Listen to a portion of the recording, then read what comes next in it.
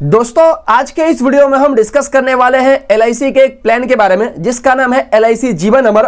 और ये काफी पॉपुलर LIC का प्लान है, लेकिन इस प्लान को 23 नवंबर 2022 को बेसिकली इस प्लान को विड्रॉ कर दिया गया था, मतलब डिसमिस कर दिया गया था। एंड इसी प्लान को नए नाम से जिसका नाम है LIC न्यू जीवन अमर वापस से रिलॉन्च किया गया विथ सम मॉडिफिकेशंस, जो मैं आपको आगे बताऊंगा। और अगर आपने इस प्लान के अंदर पहले से ही पैसा लगाया है, आप एग्जिस्टिंग पॉलिसी होल्डर है, तो आपके लिए इस प्लान का जो टर्म्स एंड कंडीशंस है वो एज यूजुअल रहने वाला है। लेकिन जो नए लोग हैं उनके लिए यहाँ पे थोड़े बहुत चेंजेस हो गए हैं। मैं आज के इस वीडियो में आपको सिंपली यही बताऊंगा कि भाई LIC जीवन अमर के लिए क्या क्या एलिजिबिलिटी वगैरह की जरूरत है, और यहाँ पे और भी क्या टर्म्स एंड कंडीशंस है, और यहाँ पे आपको कितना प्रीमियम वगैरह पे करना पड़ता है। तो ये जो LIC जीवन अमर प्लान है ये एक ऑफलाइन प्लान है, यानी कि आप इस प्लान को एजेंट के थ्रू ही परचेस कर सकते हैं, ऑनलाइन परचेस नहीं कर सकते हैं। उसके अलावा ये एक टर्म इंश्योरेंस प्लान है, यानी कि इस प्लान के अंदर आपको प्रीमियम बहुत कम पे करना पड़ेगा, लेकिन इस प्लान का जो पैसा है अगर आपका डेथ होगा तभी आपके फैमिली मेंबर को मिलेगा। और यहाँ पे अगर पॉलिसी का समय खत्म होने के बाद में आप जिंदा है तो कोई भी पैसा नहीं मिलेगा। उसके अलावा इस प्लान के अंदर आपको क्या बेनिफिट्स मिलेंगे, तो मैंने आपको सिंपली बता दिया कि इस प्लान्स के अंदर आपको सिर्फ डेथ बेनिफिट ही मिलेगा, आपको यहाँ पे मैच्योरिटी वगैरह का कोई भी बेनिफिट नहीं मिलेगा। और यहाँ पे आप जितने का भी पॉलिसी परचेस करेंगे उसको खरीदने के लिए आपके पास में दो ऑप्शन है। ऑप्शन 1 का नाम है लेवल सम एश्योर्ड। इसको मैं एग्जांपल के थ्रू समझाता हूं। मान लीजिए कि आपने 25 लाख का पॉलिसी 20 साल के लिए परचेस किया, तो 20 साल में कभी भी आपका डेथ होगा ना तो आपके फैमिली मेंबर को 25 लाख रुपए मिल जाएंगे। और वहीं पे दूसरा आपके पास में ऑप्शन है, वो है इंक्रीजिंग सम एश्योर्ड, यानी कि अगर आपने 25 लाख का पॉलिसी परचेस किया ना तो पहले 5 साल में अगर आपका डेथ होगा तो आपके फैमिली मेंबर को 25 लाख रुपए ही मिलेंगे। और अगर 5 साल के बाद में आपका डेथ होगा तो यहाँ पे 25 लाख से ज्यादा पैसा आपके फैमिली मेंबर को मिलेगा, यानी कि यहाँ पे आपको सम एश्योर्ड बढ़ा के दिया जाएगा। किस तरीके से वो भी मैं आपको बता देता हूं। तो यहाँ पे लिखा है कि भाई फर्स्ट 5 ईयर जो आपका डेथ सम एश्योर्ड होगा ना वो इक्वल टू आपका बेसिक सम एश्योर्ड होगा। इसका सिंपल मतलब ये हुआ कि पहले 5 साल में आप जितने का भी पॉलिसी लेंगे, अगर आपका डेथ हुआ तो आपके फैमिली मेंबर को उतना ही पैसा मिलेगा। लेकिन यहाँ पे उसके आगे लिखा है कि देयर आफ्टर ये जो आपका सम एश्योर्ड है ना 5वें साल के बाद यानी कि 6 ईयर से वो 10% से बढ़ते जाएगा। हर साल 10% से बढ़ेगा। कब तक बढ़ेगा, तो 6 ईयर से लेके 15th ईयर तक बढ़ेगा, यानी कि जब तक आपका जो सम एश्योर्ड है वो डबल नहीं हो जाता तब तक आपका सम एश्योर्ड बढ़ते जाएगा। यानी कि आपने 25 लाख का पॉलिसी लिया एंड पहले 5 साल तक तो कोई भी बढ़त नहीं होगा, लेकिन 6वें साल से उस 25 लाख के पॉलिसी में 10% का इंक्रीमेंट होगा, फिर से 10% का इंक्रीमेंट होगा। ऐसा कर करके जब तक आपका 25 लाख का सम एश्योर्ड 50 लाख रुपए नहीं हो जाता तब तक यहाँ पे उसको बढ़ाया जाएगा। एंड फ्यूचर में कभी भी आपका डेथ होगा तो यहाँ पे आपके फैमिली मेंबर को जो पैसा है वो बढ़ा के दिया जाएगा।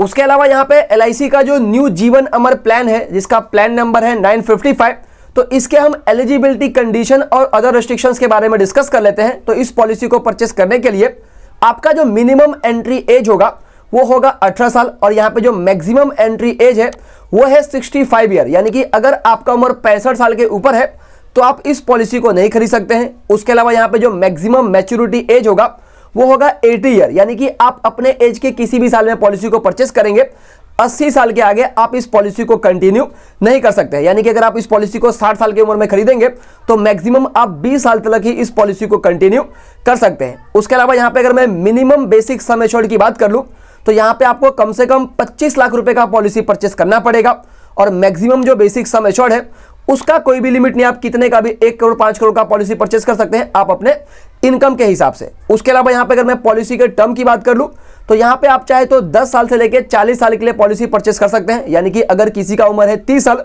तो वो चाहे तो 40 साल के लिए पॉलिसी परचेस कर सकता है, और 70 साल में उसका जो पॉलिसी है वो मैच्योर हो जाएगा। उसके अलावा यहाँ पे अगर मैं प्रीमियम पेइंग टर्म की बात कर लूँ तो यहाँ पे आप किस तरीके से प्रीमियम पे कर सकते हैं, तो एक तो यहाँ पे आप चाहे तो रेगुलर प्रीमियम पे कर सकते हैं, यानी कि आपने 20 साल के लिए पॉलिसी परचेस किया तो आप चाहे तो 20 साल तक प्रीमियम पे कर सकते हैं।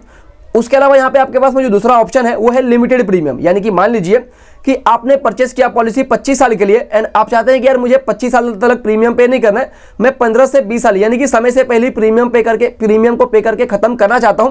तो उस केसेस में क्या होगा, तो यहाँ पे बोला है कि अगर आपका जो पॉलिसी का टर्म है अगर वो 10 साल से 40 साल तक का है तो यहाँ पे जो आपको लिमिटेड प्रीमियम वाला जो आप ऑप्शन चूज करेंगे तो पॉलिसी टर्म में से 5 साल को माइनस कर दिया जाएगा। यानी कि भाई अगर आपने मान लीजिए कि 30 साल के लिए पॉलिसी परचेस करें एंड आप सामने वाले एलआईसी कंपनी को बोल रहे कि भाई मुझे लिमिटेड प्रीमियम वाला ऑप्शन दे दो, तो वो क्या करेगा कि वो बोलेगा कि कोई नहीं सर, आपको सिर्फ 25 साल तक ही प्रीमियम पे करना है। यानी कि आपका पॉलिसी का टर्म 30 साल, उसमें से 5 साल को माइनस कर देंगे, तो आपको 25 साल तक ही प्रीमियम पे करना है। उसके अलावा अगर आपका पॉलिसी का टर्म 15 साल से लेकर 40 साल तक का है और आप उनको कहते हैं कि मुझे लिमिटेड प्रीमियम वाला ऑप्शन चाहिए, तो आपको सिंपली कहेंगे कि जो भी आपका पॉलिसी टर्म है आप उसे चाहे तो 10 साल तक कम प्रीमियम पे कर सकते हैं। यानी कि अगर आपका पॉलिसी का टर्म है 30 साल, तो आप चाहे तो 20 साल में भी प्रीमियम को पे करके खत्म कर सकते हैं। तो पहला आपको मिल गया रेगुलर प्रीमियम का ऑप्शन, दूसरा आपको मिल गया लिमिटेड प्रीमियम का ऑप्शन, और तीसरा यहां पे आपको मिल जाता है सिंगल प्रीमियम का ऑप्शन, यानी कि जो भी प्रीमियम आप वन टाइम में ही पे करके खत्म कर सकते हैं। उसके बाद यहाँ पे आपको कुछ और भी एडिशनल बेनिफिट मिल जाता है जो आपको हर एक एलआईसी पॉलिसी के अंदर मिलता है। तो यहाँ पे सबसे पहला मैं बात कर लेता हूँ ऑप्शनल राइडर की।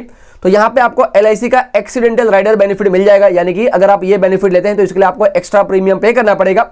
एंड फ्यूचर में अगर आपका डेथ होता है एक्सीडेंट की वजह से, तो आपने 1 करोड़ का पॉलिसी लिया है तो आपके फैमिली मेंबर को 2 करोड़ रुपए मिलेंगे। तो इस तरीके से एक्सीडेंटल राइडर का बेनिफिट होता है। उसके अलावा यहाँ पे जो प्रीमियम का जो पेमेंट है वो आप चाहे तो सिंगल प्रीमियम के केसेस में आप एक ही बार में पे कर देंगे, लेकिन यहाँ पे रेगुलर और लिमिटेड प्रीमियम के केसेस में आप चाहे तो ईयरली या तो हाफ ईयरली प्रीमियम पे कर सकते हैं। उसके अलावा यहाँ पे एक और इंपॉर्टेंट बात यह है कि जो भी आपका प्रीमियम का ड्यू डेट होता है, जिस दिन आपको प्रीमियम पे करना होता है, अगर आप उस दिन प्रीमियम पे नहीं कर पाते हैं ना, तो उसके बाद आपको 30 दिन का समय मिलता है। उस 30 दिन को कहते हैं ग्रेस पीरियड।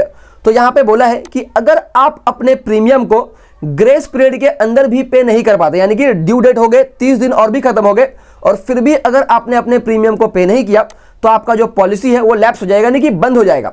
लेकिन आप चाहे तो अपने लैप्स पॉलिसी को फिर से चालू कर सकते हैं, लेकिन कब से? तो आपने जिस दिन से प्रीमियम पे करना बंद किया है उसके 5 साल के अंदर ही आपको चालू करना होगा। और यहाँ पे जो भी प्रीमियम आपका बाकी है, जो भी इंटरेस्ट पेनल्टी वगैरह बनता है, वो सारे आपको पे करने पड़ेंगे। एंड उसके बाद आप चाहे तो अपने लैप्स पॉलिसी को फिर से चालू कर सकते हैं। तो आप डेफिनेटली कोशिश करें कि आप जितने का पॉलिसी परचेस करेंगे जितने समय के लिए, उतने समय तक तो आपको डेफिनेटली उसको कंटिन्यू करना चाहिए। और यहाँ पे एक और इंपॉर्टेंट बात यह है कि यहाँ पे जो एलआईसी जीवन अमर प्लान है ना, ये एक ऑफलाइन प्लान है, ऑफलाइन, लेकिन यहाँ पे जो कि एक टर्म प्लान है, लेकिन यहाँ पे एलआईसी का एक ऑनलाइन भी टर्म प्लान है जिसका नाम है एलआईसी टेक टर्म प्लान, जो आप चाहे तो ऑनलाइन एलआईसी के वेबसाइट से परचेस कर सकते हैं। तो यहाँ पे ऑनलाइन प्लान आपको सस्ता पड़ता है और ऑफलाइन प्लान आपको महंगा पड़ता है, तो वो चीज़ आप देख लेना। लेकिन अगर आपको ज़्यादा तामझाम नहीं लेना है तो आप चाहे तो एजेंट वगैरह के थ्रू भी परचेस कर सकते हैं। और यहाँ पे हम फाइनली बात कर लेते हैं इस प्लान के एक एग्जाम्पल के बारे में कि यहाँ पे आपको जनरल तौर पे कितना प्रीमियम पे करना पड़ सकता है। तो यहाँ पे मैं सिंपली एक एग्जाम्पल लिया हूँ।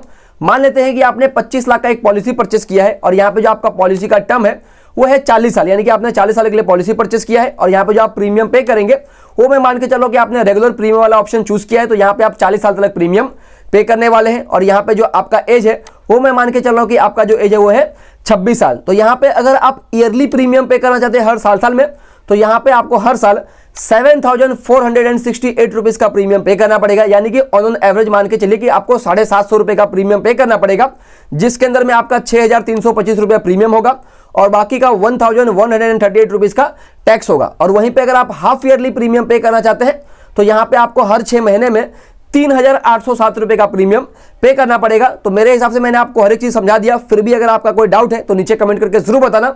और यहाँ पे अगर आप मुझे कोई दूसरा टॉपिक सजेस्ट करना चाहते हैं तो वो भी नीचे कमेंट करके जरूर बताना। जय हिंद दोस्तों।